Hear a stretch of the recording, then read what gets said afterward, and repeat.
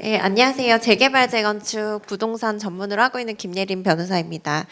김인만 소장님 말씀하신 것처럼 이 종부세 관련된 이슈는 법적으로도 항상 이제 다툼이 많았던 부분이기는 해요. 그래서 이제 행정법원이라던가 뭐 헌법재판소에 여러 번 올라가서 판단을 받았는데 지금까지 위헌 결정을 받거나 뭐 그렇게 되진 않았거든요.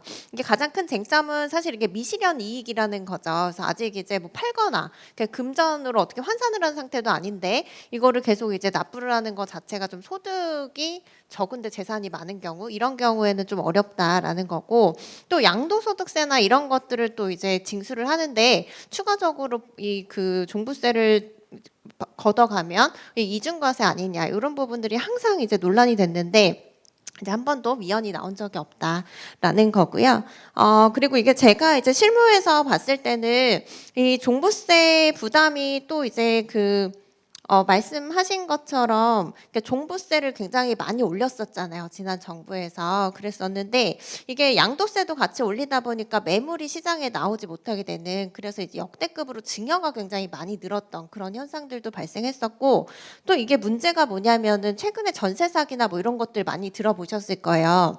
이게 종부세를 많이 올리면서 상대적으로 경제적인 소득이 계속해서 창출이 안 되는 세대들, 그래서 20대 영끌족이라던가 아니면 60대 이상 노인분들, 그리고 법인이나 이런 것들에 이제 중과세가 좀 집중이 되다 보니까 이 종부세 체납률도 굉장히 늘었다고 합니다. 그래서 20대 이하 같은 경우에는 뭐 기존보다 한 1.5배 정도 늘었고, 60대 이상은 뭐 21% 정도 이제 늘어났고, 법인 같은 경우에는 체납액이 40% 정도 늘었을 정도로 굉장히 이게 체납이 많은데, 이게 또 다른 이제 문제가 되는 게 아까 말씀드린 것처럼 이게 체납이 되면 그 집 자체가 이제 공매에 넘어갈 수 있고, 그렇게 되면은 임차인에게도 영향을 미친다는 거죠. 그래서 이런 것들이 계속 사회적 문제로 불거지기 때문에 사실 이게 종부세를 마냥 계속 올릴 수 있는 문제는 아니다라는 생각이 들고요.